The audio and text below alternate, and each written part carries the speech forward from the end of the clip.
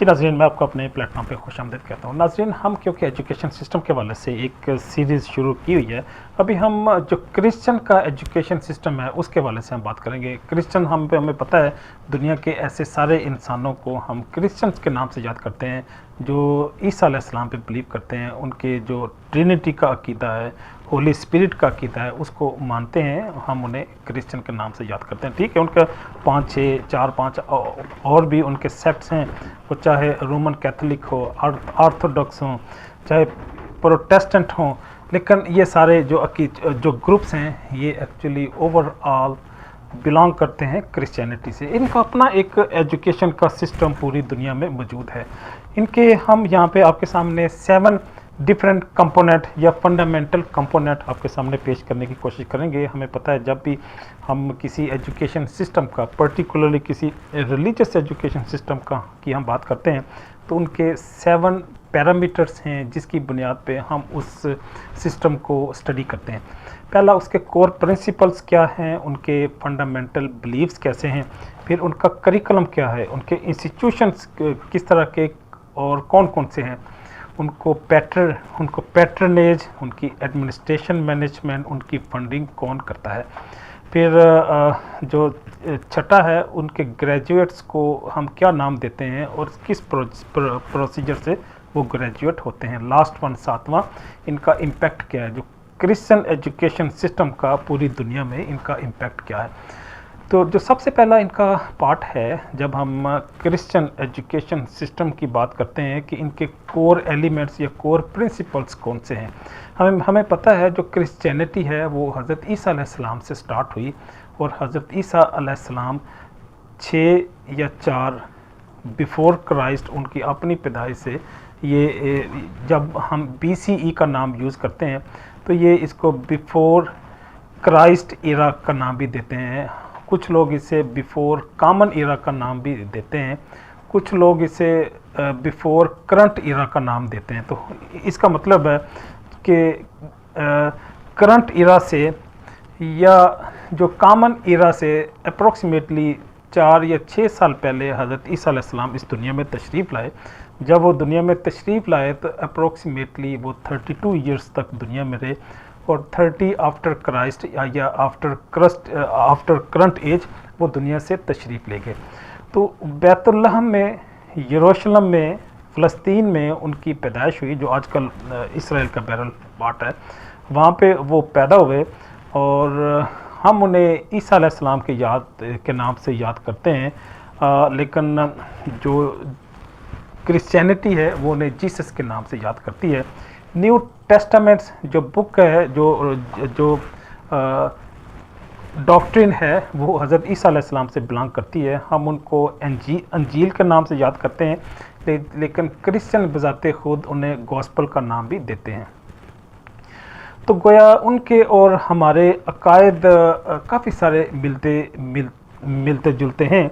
तो एक तो हो गया उनके कोर प्रिंसिपल और उनकी हिस्ट्री। अब हम उनके कोर बिलीव की बात करें तो वो अंबिया पे ईमान लाते हैं। उनके अंबिया हमारे अंबिया एक ही हैं, वो चाहे मूसा अलैहिस्सलाम हो, इब्राहीम अलैहिस्सलाम हो।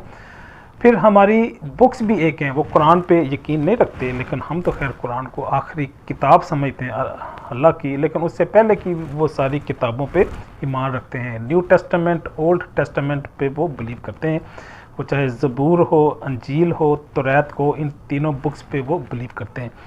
फिर वो फरिश्तों पे ईमान रखते हैं और आखिरत पे ईमान रखते हैं। गोया उनके चारों ईमानियात हमारी तरह ही हैं, लेकिन वो पार्शल हैं। हम अल्लाह को एक मानते हैं, लेकिन वो उसकी तसलीस में मानते हैं।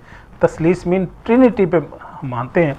वो गॉड, होली स्पिरिट और सन को खुदाई में, रबूबियत में शरीक करते हैं, लेकिन हम उसके कायल नहीं हैं। और इसके साथ साथ वो ईसा अलैहिस्सलाम को सन ऑफ गॉड मानते हैं, लेकिन हम अल्लाह का नबी, अल्लाह का पैगंबर मानते हैं। इसके साथ साथ वो एंजल को मानते हैं, हमारा भी अकीदा ऐसा ही है। वो लाइफ आफ्टर डेथ को मानते हैं, हमारा भी अकीदा यही है।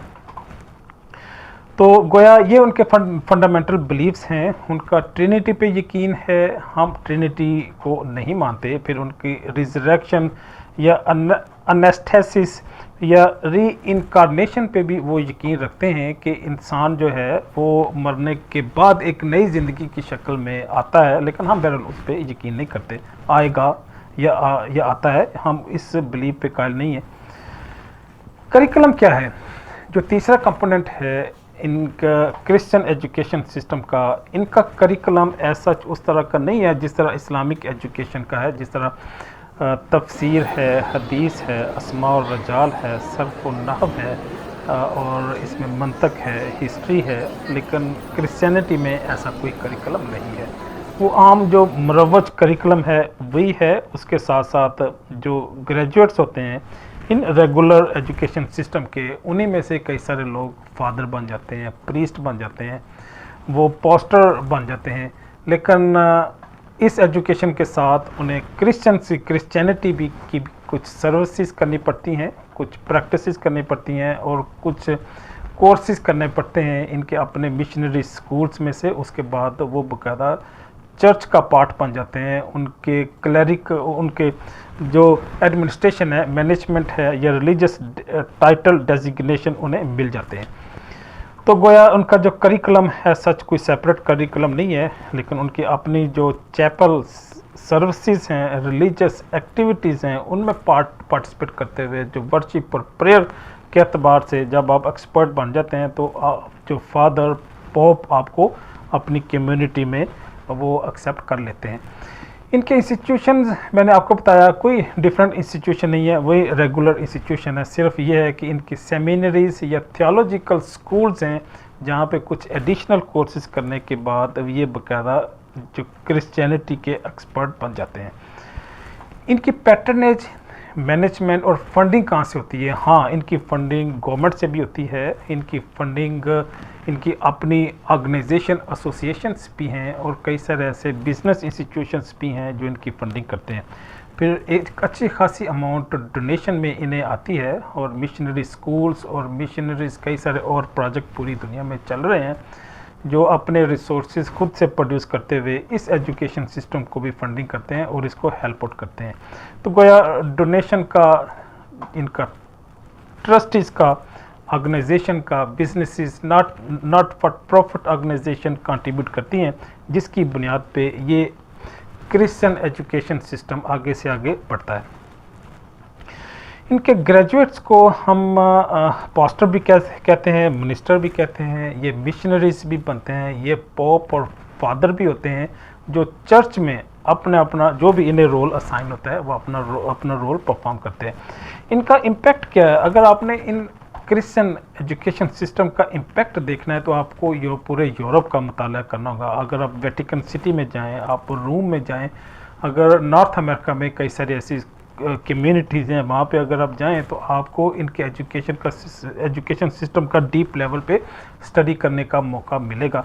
अपने प्रिंटिंग प्रेस हैं, सफिशेंट रिसोर्सेज हैं और बड़ी खूबसूरत कम्युनिटी है हमारे, क्योंकि जो मुस्लिम और क्रिश्चियंस ये मिलते जुलते लोग हैं तो मुझे बड़ा करीब से इन्हें देखने का मौका मिला और मैंने इन्हें बड़ा इंसान दोस्त, नेक दिल लोग महसूस किया और बग़ैर किसी लालच के, बग़ैर किसी मफाद के भी लोगों की हेल्प और मदद करते हैं।